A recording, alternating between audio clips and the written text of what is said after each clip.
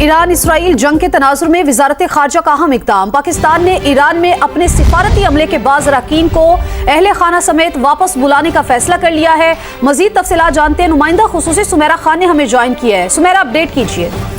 जी बिल्कुल, जो पाकिस्तान के टॉप टियर है वहाँ पे डिप्लोमेट्स की, starting from our ambassador Mudassir Tipu, उनको पाकिस्तान जो है, मुदस्सिर टीपू ऑलरेडी पाकिस्तान में थे, मगर उनके अहले खाना और उनके साथ टॉप टियर डिप्लोमेटिक स्टाफ और उनके अहले खाना को भी पाकिस्तान वापस पहुंचने की हिदायत दी गई है। लेकिन लोअर स्टाफ, जिसको थर्ड टियर डिप्लोमेटिक स्टाफ कहा जाता है, डिप्लोमेटिक इम्यूनिटी, वो तेहरान में रहेंगे। मगर इसके अलावा तेहरान में पाकिस्तानी सिफारत खाना और कौंसल खाने काम जारी रखेंगे, जिसमें वीज़ा का इजरा भी शामिल है।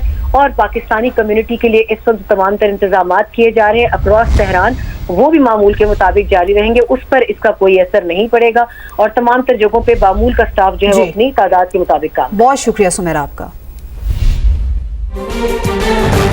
ईरान में अपने सिफारती अमले के बाज़ अरकान को अहले खाना समेत वापस बुलाने का फैसला कर लिया है। मजीद तफसीलात जानते हैं, नुमाइंदा खुसूसी सुमेरा खान ने हमें ज्वाइन किया है। सुमेरा, अपडेट कीजिए।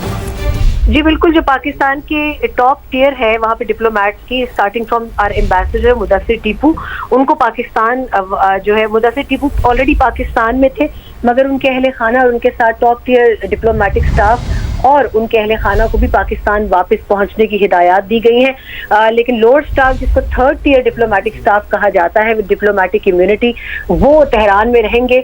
मगर इसके अलावा तेहरान में पाकिस्तानी सिफारत खाना और कौंसल खाने काम जारी रखेंगे, जिसमें वीज़ा का इजरा भी शामिल है।